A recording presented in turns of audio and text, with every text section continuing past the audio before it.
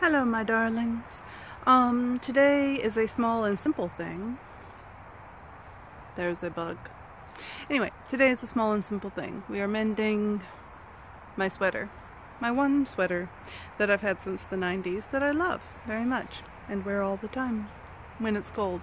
Which, unfortunately, it seems like it's planning on getting cold. So, sweater.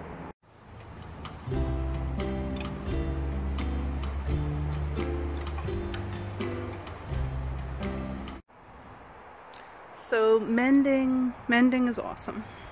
This that I'll be showing you that I've done on this one is like the simplest possible approach to mending. Just back and forthing and then up and downing and then you're done. Ta-da, right? It doesn't affect how the fabric acts really. Large areas of it will make things less stretchy, but if you're working with a nice baggy cable knit thing anyway, then that's definitely no great loss. See, I even make sure to go around the cables. So eventually this thing will be completely devoured by embroidery floss and it will just be cables over strange variations on purple thread, and that'll be awesome. That's about it. The only thing in this that you might not have seen before will be using the camera on your phone to change images to black and white so you can tell how close in value your mending materials are to your original materials, what you're mending, right? And so if you do that, then you can make things more or less visible. It also means that you can make them whatever color you want, all the mending colors, and if it works in value, then it works visually, especially from a distance. Then you get close and it's like, oh, what's that cool thing? I think. So hopefully it'll be a useful tip. Mwah. This is my sweater. It is something I've had since the 90s. It is a good piece, right? So I started trying to learn to mend on it a while ago. Where is it? There it is. This is the most invisible of the mends. All three of these that I'm about to show you happened at the same time. But in real life, that one is something that you only notice once you study on it, right? And then there's this one, which is super obvious. But I like how I left the cables forward in the pattern. So that's nice. And then, where are you? There's this one, which is not quite as invisible as the darkest one, and looks really nice. And it's also very cable forward. Okay? And then there's a shiny new hole in the back that doesn't have any interesting cables, but yeah, shiny new hole that is getting fixed.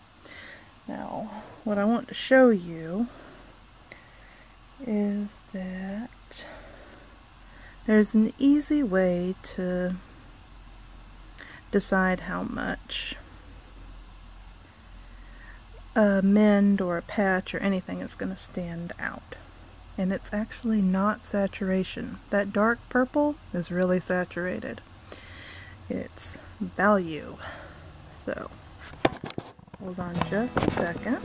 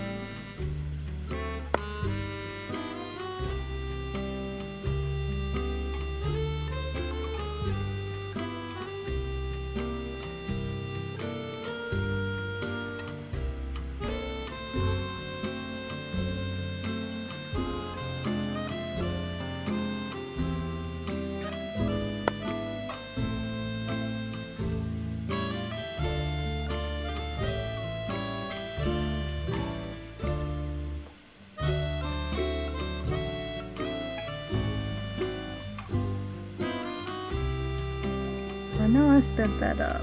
But with me fumbling and trying to keep it in the frame and with only that much thread,